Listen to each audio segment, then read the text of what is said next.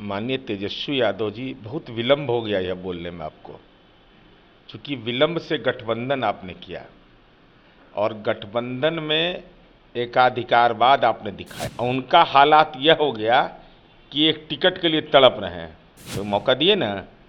पप्पू यादव वहाँ से सांसद रहे हैं, आपके पिताजी से मिल करके गए थे।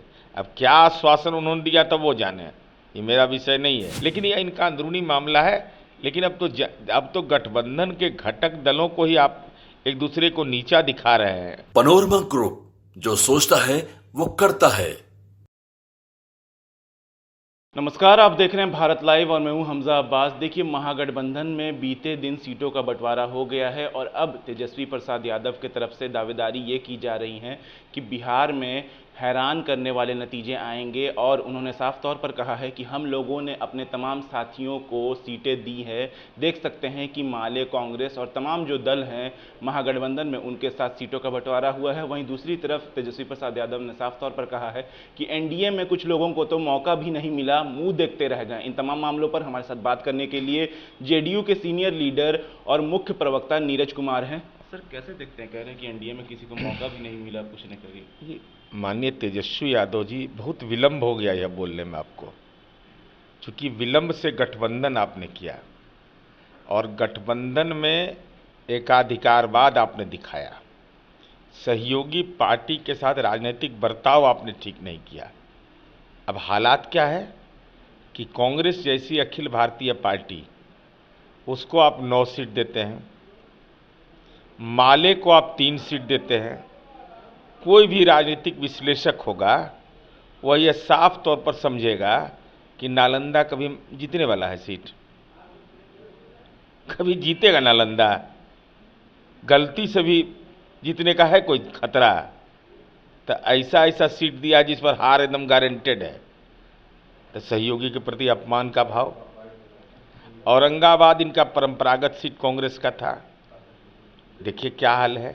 उधर बेचारे पप्पू यादव जी हैं, रात में माननीय लालू प्रसाद जी से मिलकर पिता पुत्र दोनों,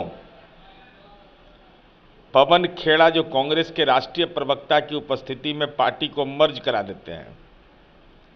उनका हालात यह हो गया कि एक टिकट के लिए तड़प रहे हैं, तो मौका दिए ना। पप्पू यादव वहाँ से सांसद रहे हैं, आपके पिताजी से मिल करके गए थे। अब क्या आश्वासन उन्होंने दिया तब वो जाने, ये मेरा विषय नहीं है।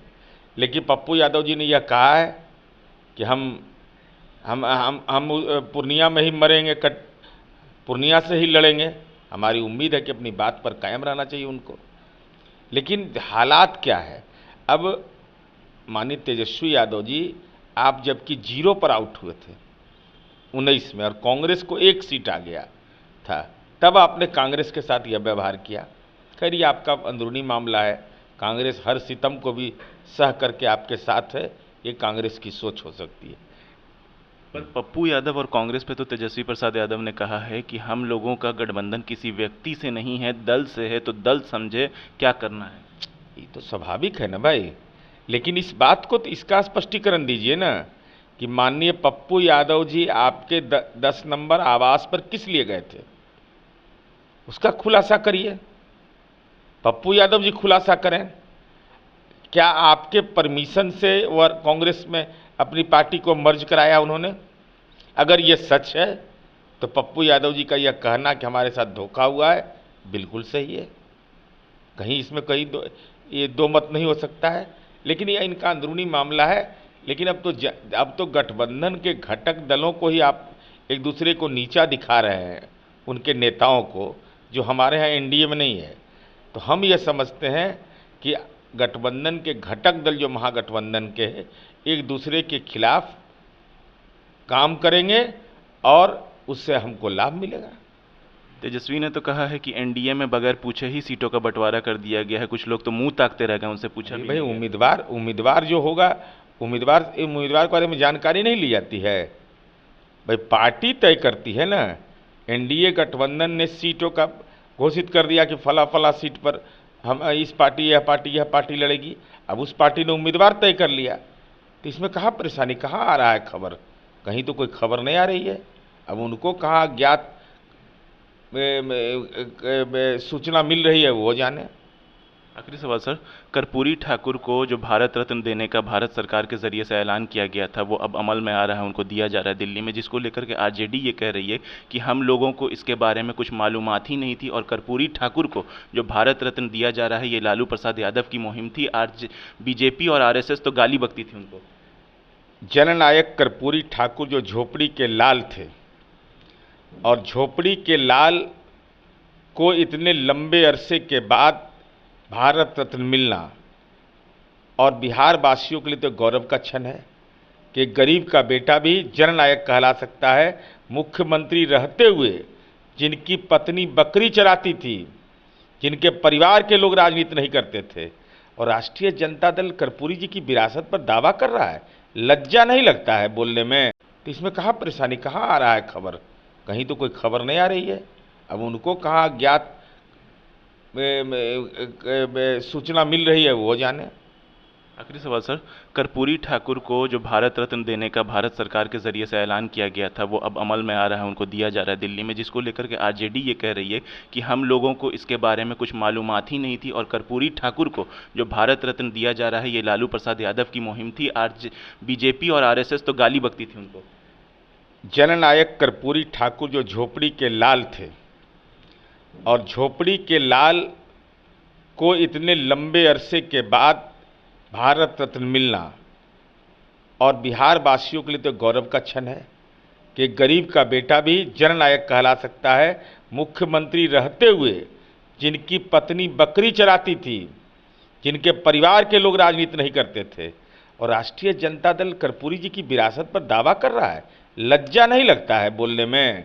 ये दस्तावेजी प्रमाण है मेरे पास, और हिम्मत है तो राजद इसका जवाब दे, नहीं तो हम पर कानूनी कार्रवाई करे।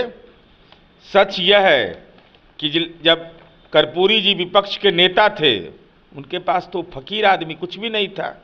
शिवनंदन पासवान जी विधानसभा के उपाध्यक्ष थे, उसमें विपक्ष के लोग उपाध्यक्ष होते थे। उन्होंने लालू जी को पत्र लिखा कि लालू भाई, कर्पूरी जी अभी सदन में आने वाले हैं, मुझे ही लाने जाना था, मैं तो नहीं जा पाऊंगा, कृपया बुलवा लें। यह शिवनंदन पासवान जी ने अनुरोध किया लालू जी से।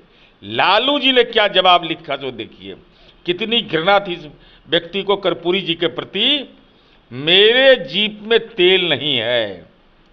लालू जी विधायक है सोनपुर से, कह रहे हैं कि मेरे जीप में तेल नहीं है। वो तो आवश्यक समझने पर रिक्शा से चले आएंगे, रिक्शा से उनको आने की बात कर रहे हैं। 2 बार मुख्यमंत्री बने, गाड़ी क्यों नहीं खरीदते हैं? यह है माननीय लालू प्रसाद जी का हस्ताक्षर। हिम्मत है तो खंडन करे राजद। ये सामाजिक तिरस्कार नहीं बताता है तो क्या बताता है? क्या झोपड़ी के अंदर बैठा हुआ, पैदा हुआ, लिया हुआ व्यक्ति, उसके प्रति यह अपमानजनक व्यवहार? अगर आप नेता मानते थे तो आप गाड़ी नहीं बेच सकते थे, तेल नहीं भरा सकते थे। आज देख लीजिए, जननायक कर्पूरी ठाकुर झोपड़ी के लाल रह गए। अब माननीय लालू प्रसाद जी आज पटना शहर में मेरी समझे कि सबसे बड़े जमींदार हैं। उतना जमीन किन्हीं के पास नहीं है, और हिम्मत है तो कर्पूरी जी के अपमान में लालू जी मैदान में। ये मैंने आज ट्वीट किया है, हिम्मत है तो हम पर कानूनी कार्रवाई करें। तो ये थे हमारे साथ जेडीयू के मुख्य प्रवक्ता नीरज कुमार, जिन्होंने साफ तौर पर कहा कि महागठबंधन में जिस तरीके का सीटों का बंटवारा हुआ है, साफ तौर पर जाहिर होता है कि राजद ने अपने सहयोगी दलों को किसी तरीके की इज्जत नहीं दी है। और रही बात कर्पूरी ठाकुर की, तो जब लालू प्रसाद यादव मुख्यमंत्री थे और केंद्र में मंत्री थे, तब कर्पूरी ठाकुर को लेकर के भारत रत्न का उन्होंने सवाल क्यों नहीं उठाया था। और रही बात कर्पूरी ठाकुर को इज्जत देने की या उनको जो भारत रत्न दिया गया है उस मुहिम को अपने ऊपर क्रेडिट लेने की, तो जब ये लोग सरकार में थे और केंद्र में थे तब इस चीज को करना चाहिए था, ना ही अब दावेदारी करनी चाहिए। बहरहाल ऐसी तमाम अपडेट्स के लिए देखते रहिए भारत लाइव। शुक्रिया। पनोरमा ग्रुप, जो सोचता है वो करता है।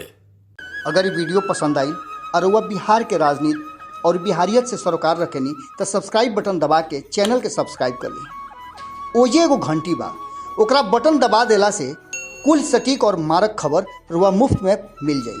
अगर रुआ पत्रकारिता के हमनी के नया प्रयोग में सहयोग कर चाहतानी तो ज्वाइन बटन दबा दी।